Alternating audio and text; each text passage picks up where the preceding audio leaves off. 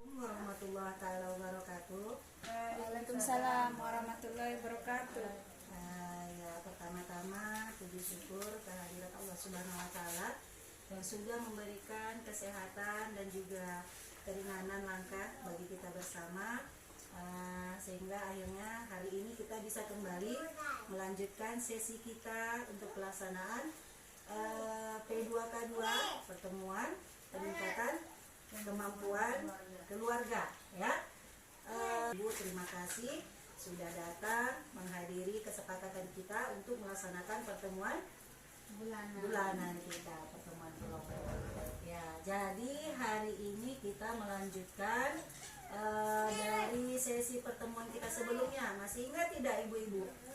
Sesi sebelumnya kita itu masih ada di materi yang namanya pengasuhan dan pendidikan anak, ya.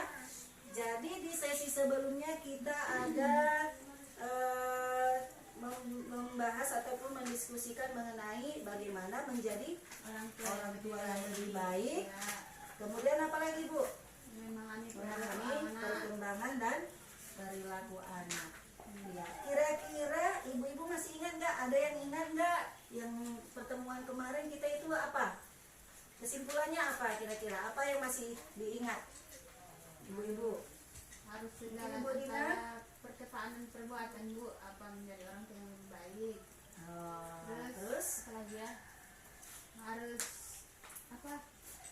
Ayah dan ibu berperan dalam mengasuh anak. iya. Ya kan, Bu? Iya, ibu hebat, masih ingat. Jangan mengapa kekerasan, jangan kekerasan terhadap anak. Iya, jangan melakukan kekerasan terhadap anak.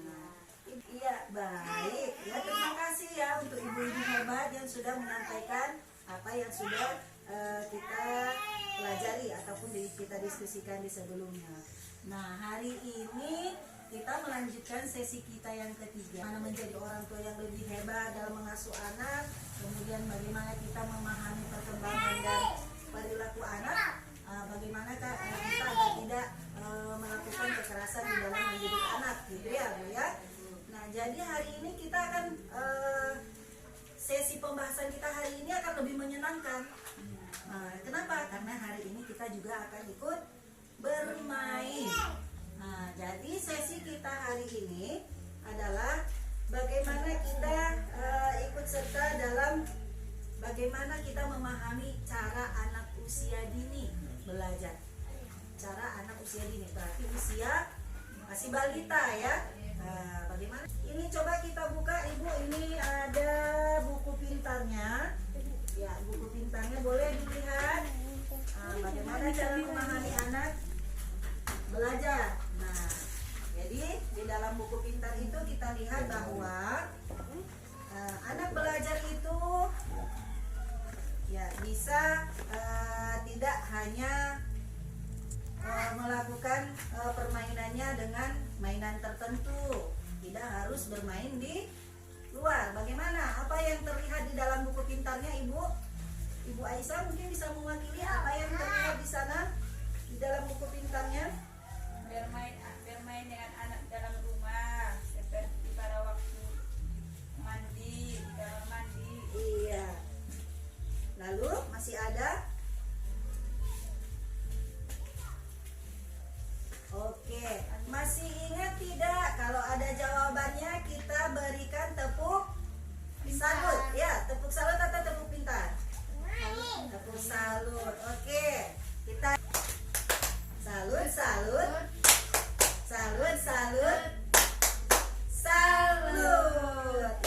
Iya, salut ya untuk ibu-ibu hebat. Ya, jadi tadi sudah kita lihat di dalam buku pintar itu bahwa cara bermain anak itu tidak hanya harus menggunakan media mainan tertentu. Itu adalah cara belajar anak yang paling menyenangkan. Nah, artinya melalui permainan itu anak belajar hal-hal tertentu, ya Ibu ya. Jadi coba kita lihat anak-anak kita, kalau dia bermain, dia tidak harus menggunakan mainan yang dibeli dengan harga mahal. Nah, contohnya, Bu, anak-anak bisa bermain dengan kita lihat bisa bermain saya dengan batu,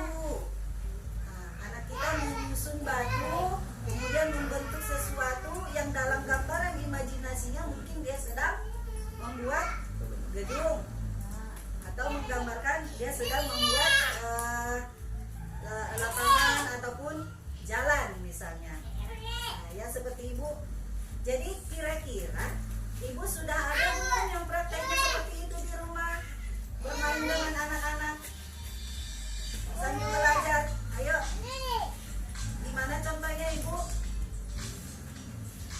Bermain sambil belajar ya, Bu. Iya, bermain sambil belajar. Lakukan permainan dengan anak di rumah. Permainan seperti apa yang biasanya ibu lakukan? Nah, contohnya ibu lagi mencuci Piring. piring. Terus di dua RTK gitu ya, Bu. Misalkannya jeruk apa setelah itu jeruk. Oh, Itu RTK. oh boleh mungkin ibu bermain di rumah dengan anak-anak, ada permainan tertentu dengan membuat praktek sesuatu. Itu ya bu ya. Jadi ya sebelum kita itu kita boleh praktekkan, kita bermain rantai kata. Permainan rantai katanya kita membuka telapak tangan seperti ini, ya saling tertimpa. Ketika saya menyebutkan satu kata, maka ibu-ibu boleh melanjutkan dengan salah satu kata yang terkait dari bentuk ataupun jenis dari benda yang saya sebutkan tadi ya bu ya. Contoh saya bilang gula. Nah, ibu bisa nyambung gula itu sifatnya apa? Manis. Lalu ibu bilang gula itu mahal gitu ya. Nah, ya seperti itu ya. Oke. Jadi kita mulai ya ibu. Oke, saya bilang jeruk. Buah. Oke, ibu Manis. kuning. Oh, matahari. Ini masih jeruk ya? Kuning. Ah, apa tadi? Jeruk. Ini masih jeruk. Salah dong ibu. Oh iya ya, kuning. Berbiji. Kulitnya. Asam Ya. Bulat. Kulitnya. asam Ya. Bulat. Oke? Ya. Kulit jeruk dong, Teh. Nah, Bulat. Bentuknya. Oke. Selesai? Berarti pas ya. Oke ya bu ya. Oke. Oke tepuk aplaus untuk kita ya ibu. Terima kasih. Jadi dari tadi permainan kita yang sebentar itu, kira-kira bagaimana perasaan ibu? Senang. senang Senang? Ya. Iya. Berarti ada perasaan sedikit Pelan-pelan. bahagia ya. Agak lucu gitu rasanya kalau kita bermain gitu ya bu.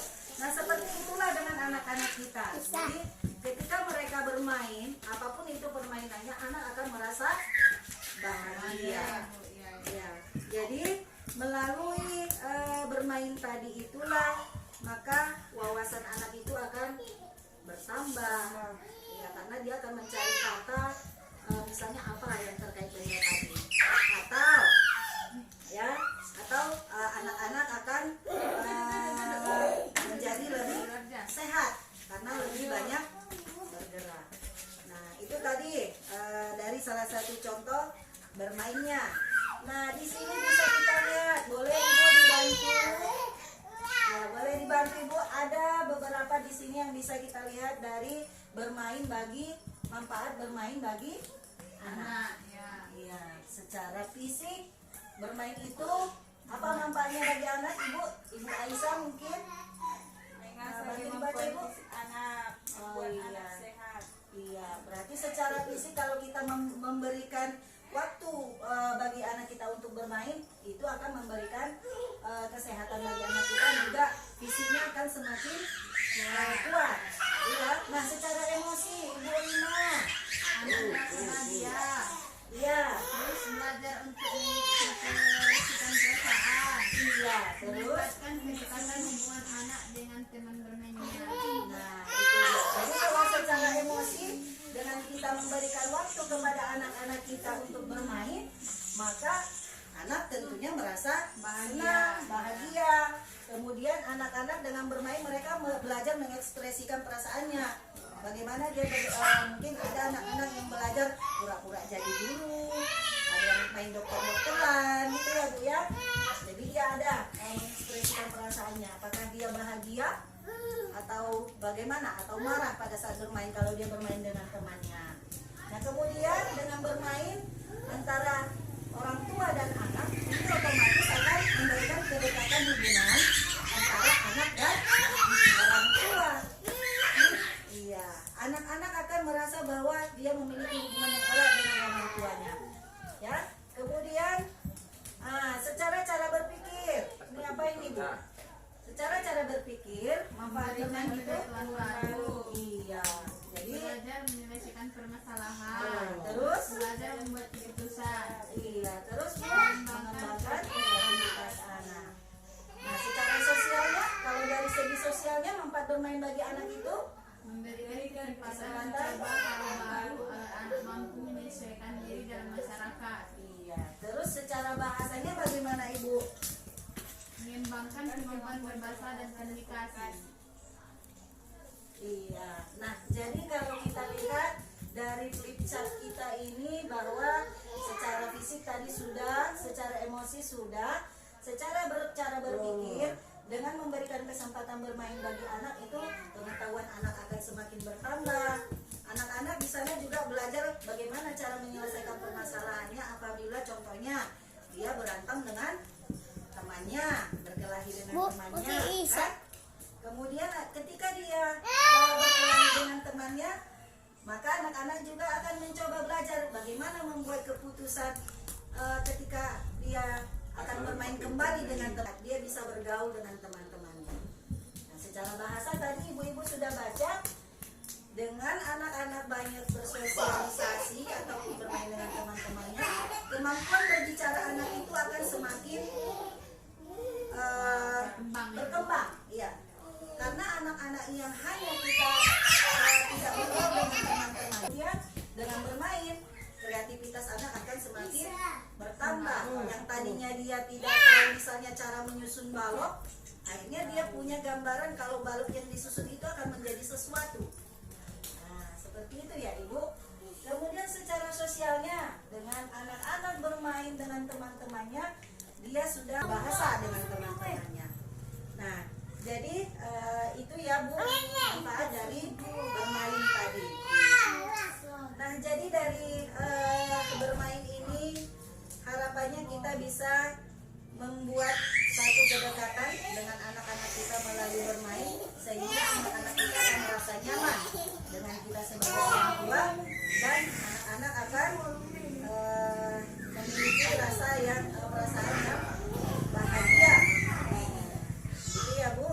Nah, jadi itu tadi, bermain itu tidak hanya harus dengan memberikan permainan, tapi di samping sela kesibukan kita sebagai ibu rumah tangga, baik kita petani ataupun kita sedang kesibukan rumah tangga, kita tetap bisa mengajak anak-anak kita untuk bermain. Nah, contohnya tadi ketika mencuci piring, ya kita silakan saja anak-anak kita mau ikut cuci piring. Atau ketika kita sedang menyapu, anak-anak terkadang kan suka gitu ya Bu ya, dia ingin penasaran ikut untuk membersihkan rumah, ya kita biarkan saja gitu. Nah, berarti melalui hal seperti itu anak-anak akan memiliki pengetahuan yang baru tentang hal yang dilakukannya. Nah, mungkin sampai di sini itu yang bisa kita sampaikan. Ada yang mau ditanyakan dari ibu-ibu mungkin? Ada Bu kira-kira yang mau ditanya? Pas Bu, pas.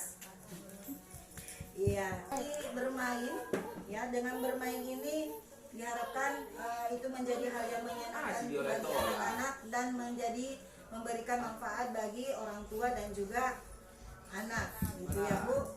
Jadi sehingga harapannya anak-anak kita ini akan mampu berkembang dengan lebih baik, gitu ya, di dalam pendidikan bersama orang tua.